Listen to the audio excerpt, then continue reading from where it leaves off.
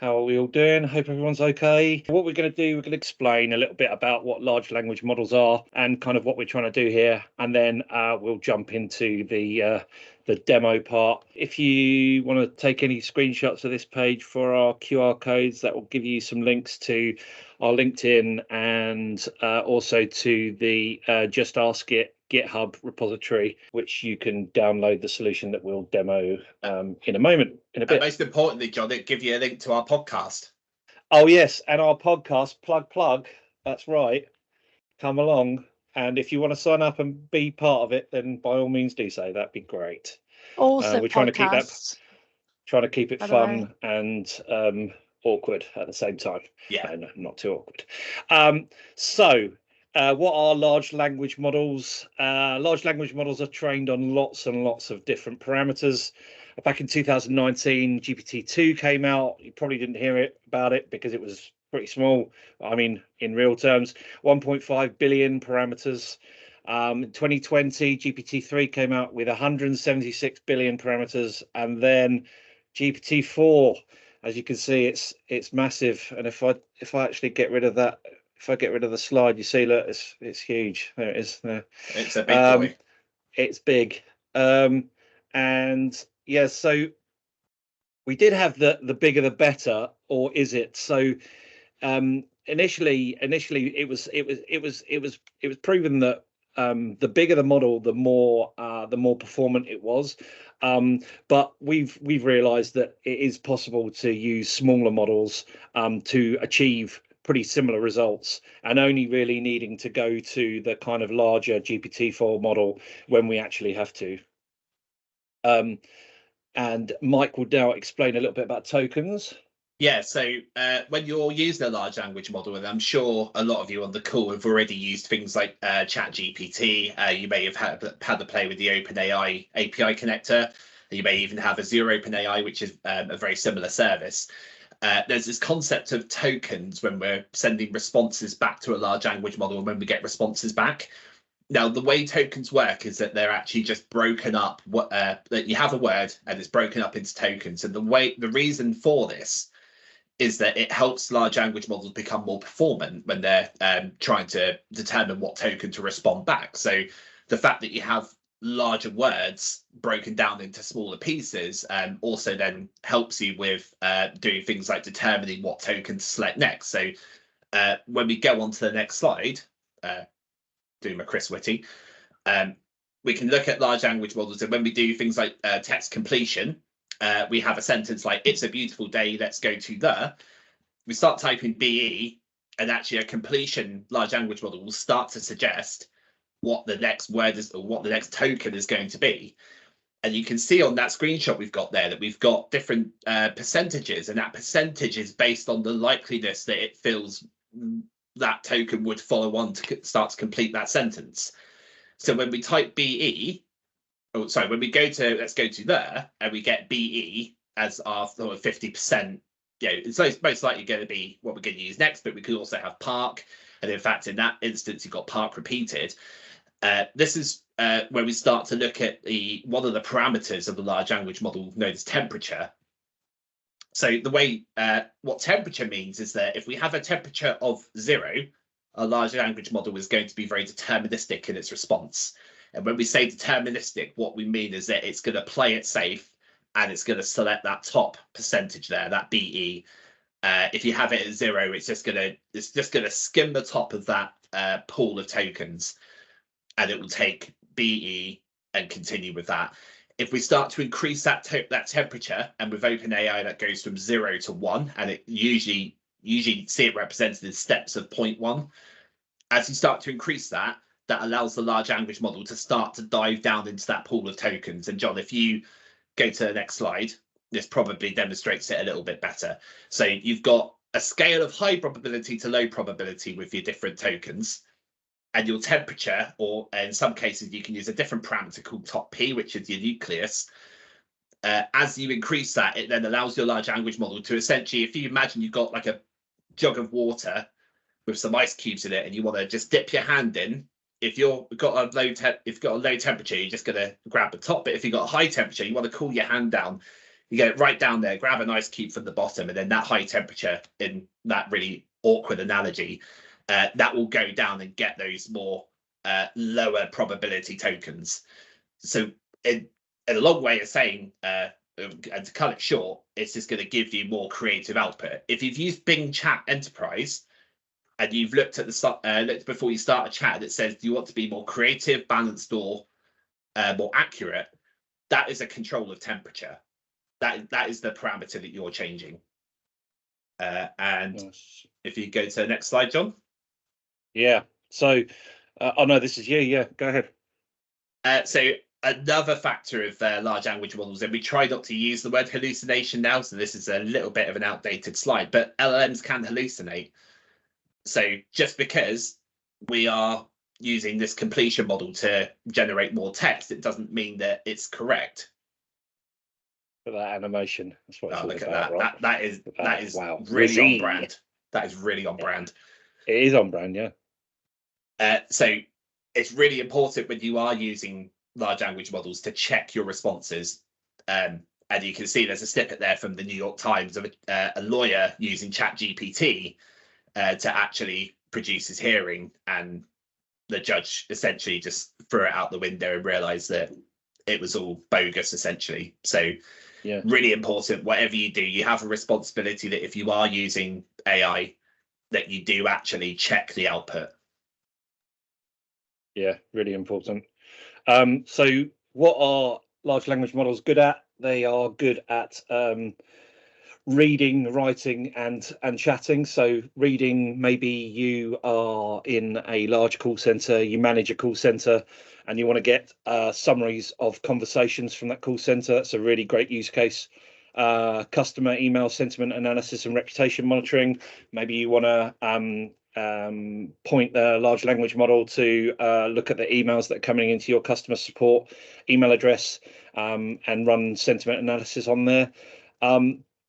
Writing, really good at brainstorming ideas, really good at writing press releases, also pretty good at translation, although I think there are some nuances with that, especially with kind of Southeast Asian languages. Chat as well, as you've probably seen, dare we say it, Copilot, for those of you who are playing the Copilot drinking game. Oh, sorry. You know, Copilot. Yeah, that's like a pint already. Yeah, so Copilots or Copilot Studio and the ability to use chat. So there's a massive rise of chatbots in customer service. You've probably seen them all over the place. I think it's important though that this human in the loop element is important, because you might want to get something verified, you know, making sure that, you know, those hallucinations aren't happening. And then you've got that other element where chatbots can do triage for humans. So, for example, maybe you are a company that is trying to check for debt, basically. Someone comes and talks to the bot. They can go off and do a little bit of a check to see if they owe any money, etc., and do that before they escalate it to a human. Prompting is probably the biggest kind of mind shift, I suppose, with large language models, and it's really about using natural language to get the large language model to do what you want it to do. So you need to really give it context, purpose, and rules, and it's not really about like thinking that a prompt is a kind of search. It's more around telling it what it needs to do and what you expect to potentially get out of it, plus the rule set that you want it to abide by. So a good analogy is to think about whether or not, with the prompt that you've given a large language model, could a college graduate understand that prompt? And if so, that's a pretty good prompt. If not, then you need to iterate on it. And that's the good thing about large language models. The cost is very low, so you can do a lot of iteration, and it's very worthwhile doing that. So example of context, I'm an AI assistant, deep knowledge of the Power Platform, notably Dataverse and the creation of ERDs. I knew it. You were a bot, John. the Power Platform consultant chatting with me will give a domain area that they need help with, and then I should provide a use case on how best to demonstrate Dataverse capabilities. An example for the purpose. So part of this same example. So provide domain level knowledge on a specific use case for the Power Platform consultant. So in an example here, the domain could be nursery childcare provisioning, and you're going to give Dataverse table ideas, column names, etc. And then you give like a kind of example request and what the reply should potentially look like. So for those of you who don't know who that guy is, that's Triple H from WWF. Other wrestlers are available, notably the Natural Disasters Tag Team, which Craig White thinks me and Mike look like. I'll let you look that up. So yeah, the three main rules that I think every prompt should have is they should be helpful, harmless, and honest. And you do really need to tell the large language model that, because the large language model is trained on the internet, basically. So there are going to be things like unconscious bias that might crop up, and those and Twitter, yeah, or X.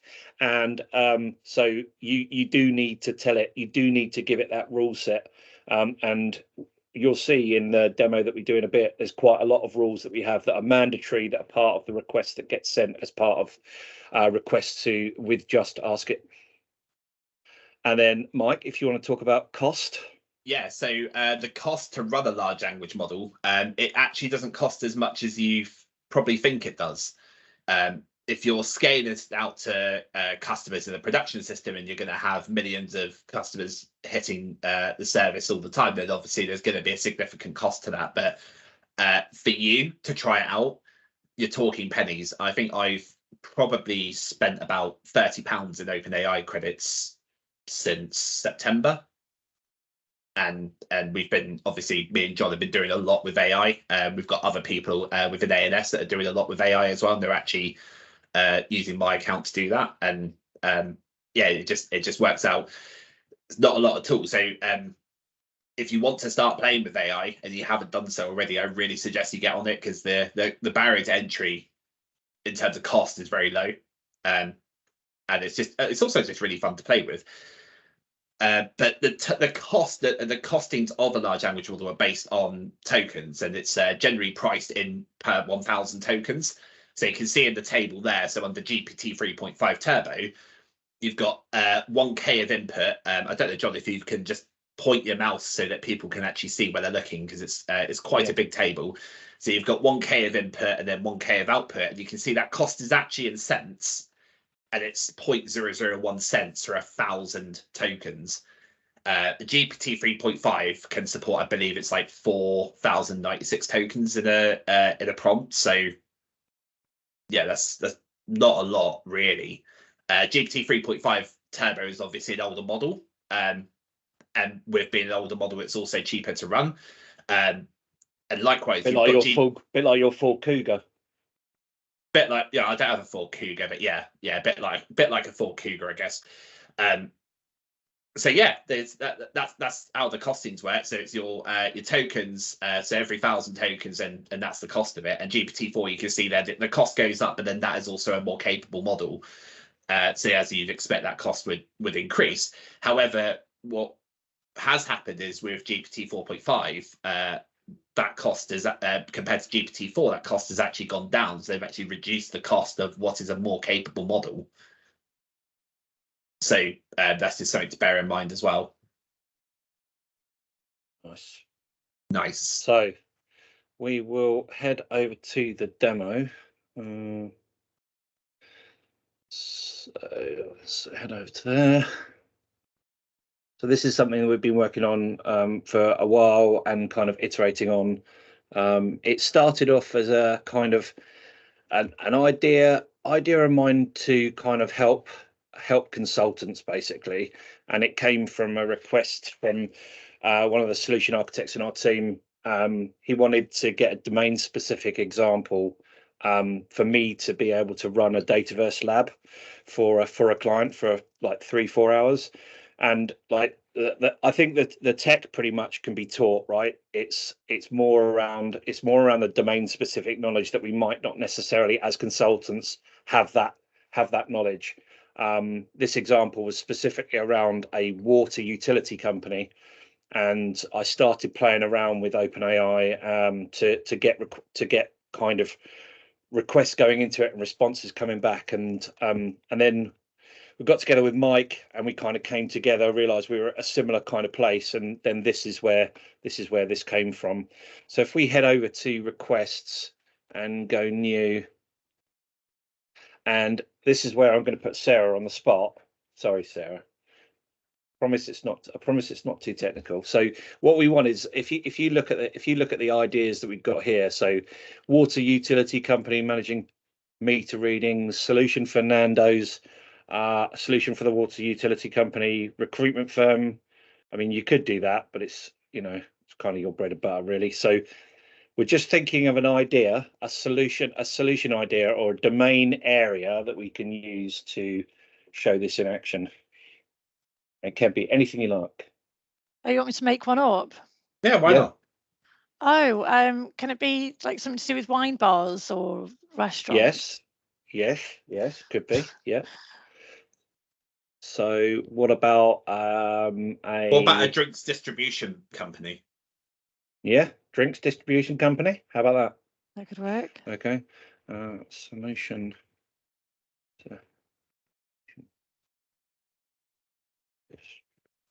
distribution company based in the UK with multiple delivery locations. Okay. And then we are really tempting fate here with a live demo, aren't we? Yeah. It's good. We have this prompt, which once I've submitted this, we'll go through this.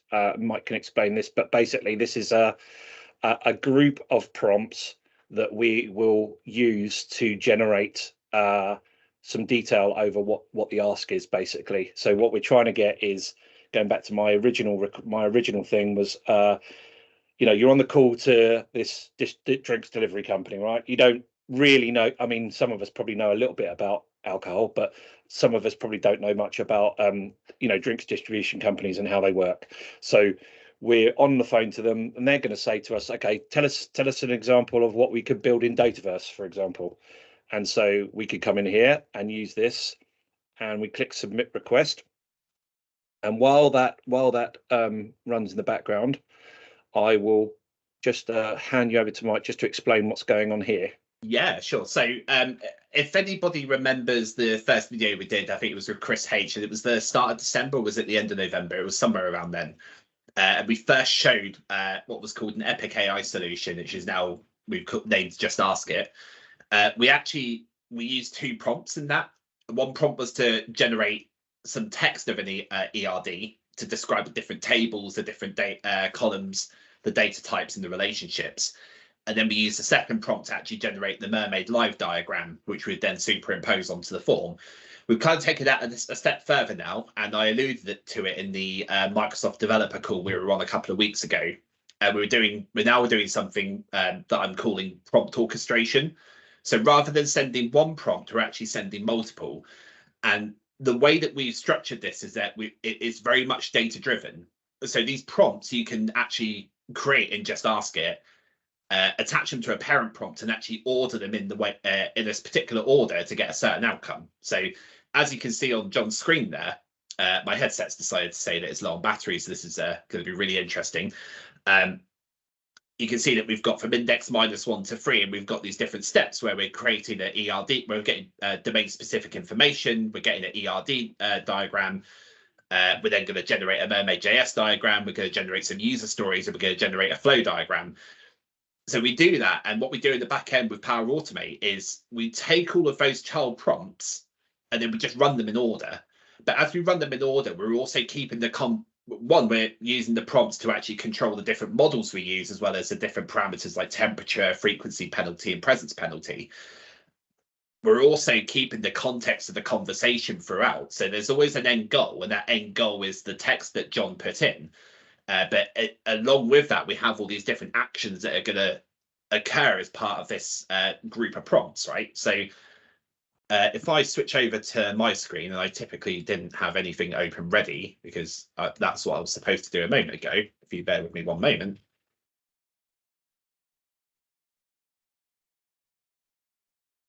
Go to solutions. I will share my screen. One moment. So I won't show the live flow running because there will be very little to see. But I'll show you essentially what this does.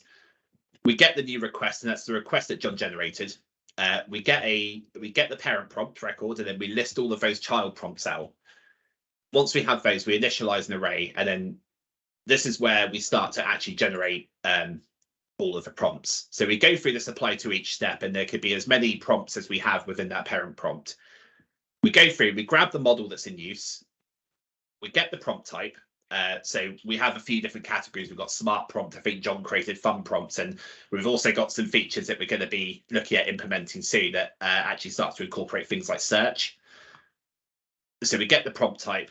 We then, from the model, actually determine what the possible token limit is. If we got a step that goes below that, where we do a rough estimate on how many tokens we're going to use, and if we're going to go over that, we're going to actually send a request in this condition to the large language model and say, here's the summary of, here's the conversation, can you summarize it? And can you just reduce it down just to the bare minimum that we need? And that bare minimum is going to be any important information about any diagrams or anything like relevant, really. So just take out any filler, any fluff that we don't need, just so that we can continue the conversation in the context. We get there, and then John mentioned that we use rules, and we have mandatory rules, and we also have prompt-specific rules. And we go through some steps here in these scopes to actually start to combine those together. Now, because we could have duplication of rules, and because we could have rules that are quite wordy, and we don't want them to really impact our token limit, we actually then use the large language model again to summarize those rules. So in this case, we use GPT 3.5 Turbo just to do a summary of the rules that we're sending, and we just get a nice condensed list back. Then once we do that, we start to initialize an array that's going to hold our conversation, and then we actually make the realsies prompt, as I like to call it, where we send the purpose, the context, and the rules. So the purpose and context are stored at the prompt level, and the rules are what we've summarized from the previous call. We then pass the request name, and that request name is that text that John entered about the drinks distribution company into the request form. And then we just instruct the large language model to perform the action as per the system prompt. So the system prompt is going to tell it to create an ERD, or it's going to tell it to generate some domain-specific information about a drinks distribution company, or it's going to tell it to generate some user stories. And then we also have all our parameters. So we've got the conversation summary, we've got the temperature, presence penalty, and frequency penalty. And we basically just rinse and repeat. But what we're going to do is store those responses in a related table. And yeah, we just literally repeat and repeat and repeat. And that's what we're sort of referring to as prompt orchestration. So we're actually doing multiple things with one request. So we basically, we send that request in. John, I don't know if I've been talking long enough for it to have actually completed, but we might see some of it actually happening. So John can now bring his screen back up, and we can see what the results are. No worries. So here we are back in Just Ask It. There's the request that Sarah wanted to find out about drinks distribution company. If we click on this and we have a look, we can see that we have domain specific information, a bit of a company overview, common business processes that could be sorted or could be helped with Power Platform. So order management, inventory, delivery, logistics, customer relationship management. Then our personas that potentially could be interacting with that solution. Possible business application solutions, so a order management system, inventory, delivery, CRM, supplier relationship management, and then a database, Dataverse ERD, so talking about the tables, coders, customers, product suppliers, delivery locations, the relationships between each of the tables, then an entity relationship diagram, some user stories, and the persona written in, as a persona, I want to do this so I can do that. And then some user journeys. And that was all in that prompt. And the best part about it, it cost Mike 24p. I'm going to really feel that later. Yeah, you are. Yeah. Yeah. And what's important to note about this is that this is designed to be a starting point, right? So this is a starting point when you're engaging with a customer to start to understand their domain specific needs, possibly how their business works. It can be like a conversation starter as a consultant. This isn't to say, right, this is the solution we're going to provide you, because it's there to build from. But it gives you that head start. It eliminates all of that research that you would be doing. Well, not eliminates, but it augments the research that you would have been doing beforehand.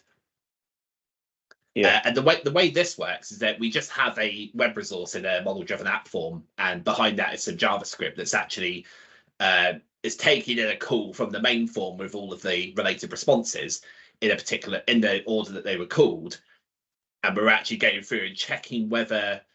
We're basically rendering everything as HTML, but then we're also checking if any of the responses contain the mermaid.js diagram. And if they do, we actually just render that SVG on the page. So as you scroll down, you see we've got that ERD there. John, if you go to the responses tab, you'll see what that actually looks like. It all just looks like a bunch of code, right, in those responses. But our page is actually just rendering that for us. Obviously, it doesn't render it there because it's that's just designed to actually inspect the responses. But in terms of the actual form itself, it will do all the mermaid.js rendering. It will also render HTML just on the fly for us. And I think that's it, isn't it? Yes. So I just wanted to show you one more thing, just to show you like the Just Ask It solutions in GitHub. Oh, sorry, I didn't mean to show that. So I just get it off the screen. Sorry. Okay, there you go. Yeah. So this is the Just Ask It solution in GitHub. We've been working on this, and we've had some issues raised, which we fix and obviously with the prompt orchestration. So it is all there. There's some instructions as well on how to kind of get it configured. But basically, you need an OpenAI API key, and then you're pretty much laughing, really. And just to say, those issues are actually what we use as a backlog to build against. So if you want to get involved, I actually need to put the latest release in. So I'll be doing that this evening. So from, let's say, 5 o'clock, not 5 o'clock, that's too early, 5:30, we'll have the latest release of all the prompt orchestration in there. If you want to contribute, if you want to raise issues, if you want to, if you want to contribute in some way, we're absolutely like ecstatic to get the community involved with this as well. Nice. I will stop sharing. Yeah. So, are there? Has anyone got any questions? That was brilliant, by the way. I'm not sure what I was expecting to see at the end of that, but that whole document. How many hours do you think that would save you as a consultant? I don't know, maybe a couple of days. A lot, yeah. No, I'm really impressed. Probably. I'm pushing in. I was just going to say I had almost that exact problem. An inventory, not inventory, sorry, a distribution company in the UK who wanted to track customers, suppliers, inventory. They didn't want to do orders, so slightly different. But no, that was back and forth over multiple days figuring it out. And when I saw your ERD diagram, I was like, that's almost exactly what we landed on. Over multiple days. So yeah, that's amazing. Unfortunately, I missed the first half hour, so I'm hoping I can watch this back when you upload it. It'll be available tomorrow, James. Perfect. Thank you.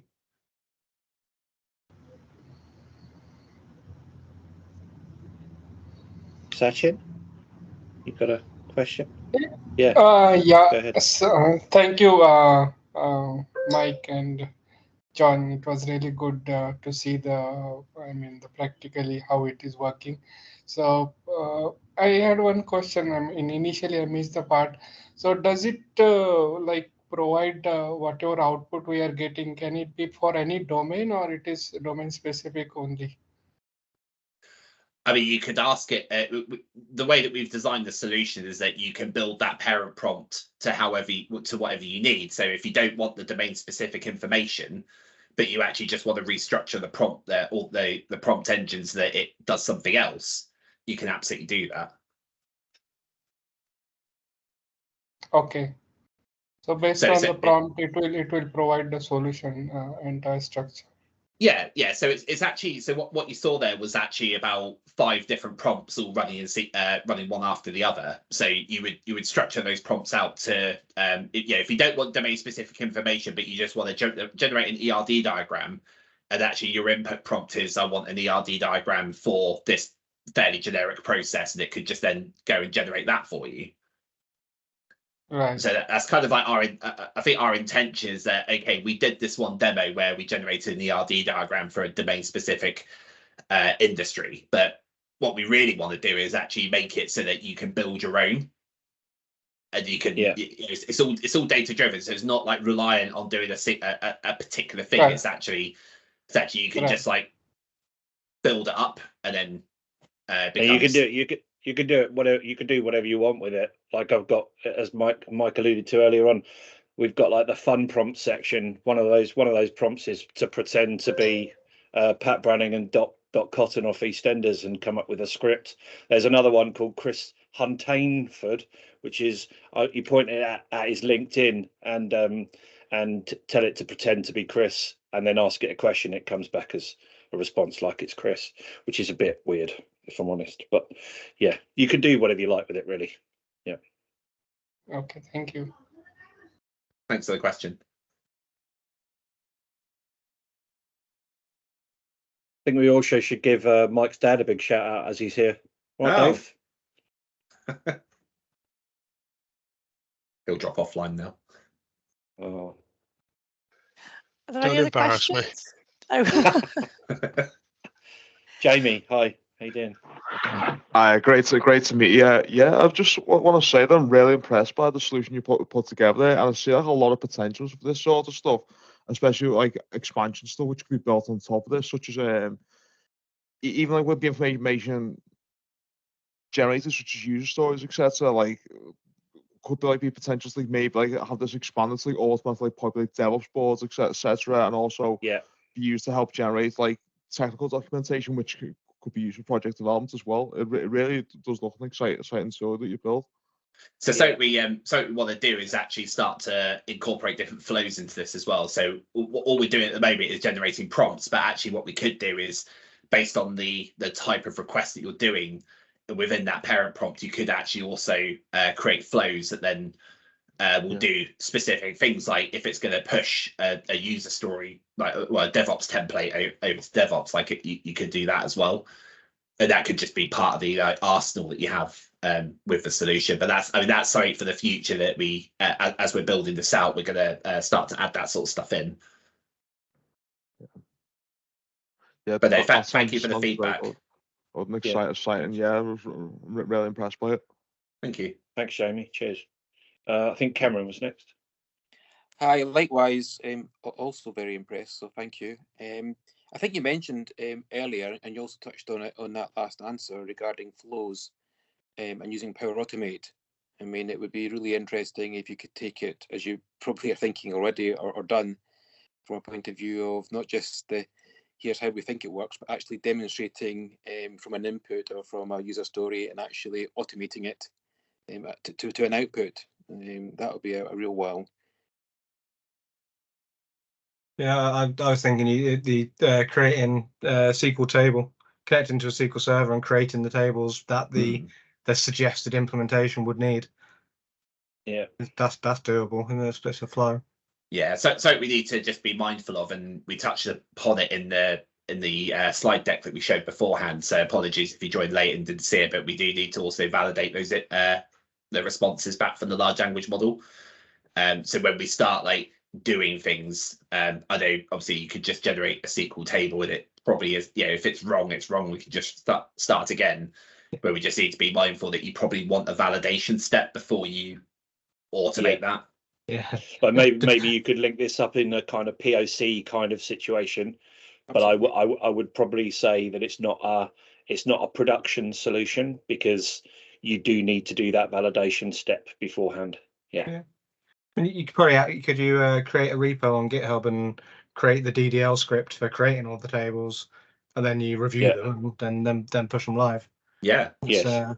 That's less dangerous. Yeah. But that's actually a great idea. Yeah, that's a good idea. Yeah. Feel free to put that in the on the issues on issues log. Yeah, as an enhancement request. You have to remind me to get a location again. I'll put it in the chat. We haven't got access to chat. I don't know why. Q&A though works. If you guys aren't connected, I can always link you up.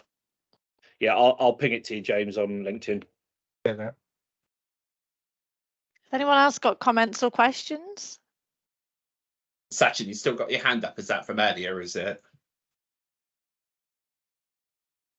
Sorry, it was earlier. Okay. Should we talk about the podcast? Yeah, we could talk about the podcast. Yeah, we could talk about the podcast. Oh. I love it. I heard the pilot. What podcast, though? What podcast are we talking about? So we settled on a name then. Sprint Zero. Yeah. It had as many names as it did episodes up to episode 3, and then so I think the ethos of it really is like we're not limiting ourselves to specific industries, mainly tech focused, but we want to have a bit of a laugh with it, and sometimes you listen to some podcasts and they're a bit techy, they're very techy. There's not a lot of kind of like softer stroke essential skills stuff in there, and that's what we're trying to do really. We've been lucky in getting some really good guests. I think we're on episode 4 now. So we've had Craig White, Laura Webb, James. Episode 3 dropped today, John. Yeah. Episode 4 episode is 3 next dropped week. today, so 4 next week. And we had James, who's on the call. We had him on a podcast today, and we talked a lot about ADHD, which was really, really good. We've also had Donna Sarkar and John Levesque, which we recorded this week. They'll be out in the next couple of weeks. And there's lots of people that are interested. So if you do want to come on the podcast and have a chat, kind of pretty informal, just the 3 of us and the 139 people that have watched it so far, then by all means come along and have a chat. Yeah, it was just before Christmas. We actually had an interview with somebody else, didn't we? And I think afterwards we kind of realised that we had fairly a good banter between each other. So we just we don't really, but we do. That's what people tell me. But we just decided to give it a go, really. Yeah. And we've got a section called Uncomfortable Corner, so where we're trying to be comfortable being uncomfortable. So that's quite an interesting one. We ask a specific question around that to see what people say. But and we also try and have like these fun bits. So with Donna, I'll give you that one away. With Donna, we did it was called Poet or Prompt, and Mike read out some poetry and also read out some poetry written by ChatGPT, and Donna had to say whether it was written by a poet or written by AI. She did pretty well, actually. She did, yeah. It was fairly only got one wrong. Was written by AI, but yeah. There was one that wasn't. There was one that was really not obvious. It sounded like it was like I thought it was Romeo and Juliet, but I think it was, apart from one word that the large language model changed. Yeah. But subscribe, have a listen. If you want to be on, we've had some like known people in the community, but we're also looking for people who are new to the community, who maybe haven't done speaking before. If you want to come on and share your story, we're really eager to give you a platform to talk about your journey into tech. Yeah, I think that's great. I think there's a lot of appetite for that as well, from kind of what I've experienced, is people don't quite know how to get in. It's a little bit scary. So if you're kind of inviting people in just for a chat, it's really nice. It's kind of what it's all about, isn't it? Yeah. As well as getting the big names on, and the softer topics as well. I find quite popular, especially with people trying to get into doing what you do, John. I know you did a session here on getting into consultancy. So, you know, people being able to listen to you guys talk about that it's a good opportunity, and it's funny and it's relaxed. So yeah, looking forward to hearing more. I haven't taken myself seriously since 1978. So it's the best way to be. I swear by it. Yeah. Oh, so have you released today's already? I've not seen anything come out, but I've been back to back. You've not seen it? Not seen it today. Me. No. Yeah, it is. It was out this morning at about 9:15. Tell us where it goes out then. LinkedIn, is it? So it goes out. It goes out on Zencast, which I'll send a link over to you, Sarah, so that you can. Well, you know, if you want to put it on the chat, that's fine. And then you can find it on Spotify, Apple Podcasts, Amazon, Google, Castbox if you're Sharon. The only user. Sharon. I can't see Sharon's face. She's on a different screen. Hi, Sharon. I've changed. I've moved away from John and Mike now, so I can see you. Sorry, Sarah. I seem to be the only person in the world who's actually using what is it? You can't even remember its name. I can't even remember how I got onto it, but it only gets to my podcast provider by jumping through another podcast provider. So I always end up getting it a day after everybody else gets it. As long as it gets there. It gets to me. It's an important thing. And I listened to it this morning. It was absolutely lovely, that episode with Laura. It's nice. It was really good with Laura, wasn't it? Yeah. And my wife listened to that one, and she's, I mean, not obviously, but she's not into tech at all. And she said, for someone who's not in tech, it was just a nice conversation, and you know, she understood and kind of understands, you know, Laura's personality and Mike's and mine, you know, a little bit more, you know. So they get released every Thursday. On a weekly cadence, because we seem to be recording it probably 2, maybe 3 sometimes a week. So by all means, check it out. If anyone's got any tips for automating stuff on Audacity, I'm all ears. I've just Mike's the I'm the convincing stroke prodding stroke hype man, and Mike's the business brains. Love it. In the Q&A, I've just put a link to Laura. I had her do a tech talk with me a few months ago. So if you liked listening to her on the podcast, you can see her on Tech Talk. Nice. And she was talking about how PowerPoint's a really powerful tool for Power Apps, funny enough, for wireframing. Do it in PowerPoint. Because pretty much everyone's got PowerPoint. Why not? She's brilliant. It's great for podcast logos as well. Terrible ones. Funny that. Laura's lovely person and brilliant talker as well. Yeah, she's really nice. Yeah. Awesome. Okay, well, is that it from everybody? Anything else to add? Any questions for the boys before we finish? Awkward questions, even. Yeah, awkward questions are all up for it. But if you think of something later on, feel free to reach out to John and me on LinkedIn. Yeah, all good. Thanks again. That was like really interesting, genuinely. For a little non-techie as well, I kind of followed, which is good feedback, I think. When are you back, John? You're talking ADHD February? Yeah, mid-February, I think. Yeah. I've been sharing your blog with my friends, my sister on that. You've opened my eyes to a few things, so I'm really looking forward to that one. Nice. Yeah, thank you very much, and thanks for giving us the opportunity to come on here. Really appreciate it. Yeah, thank you, Sarah. Oh, anytime. You've been brilliant. Thanks very much. And thanks to everybody who came as well. Appreciate the effort. Yeah. I'll see you all soon.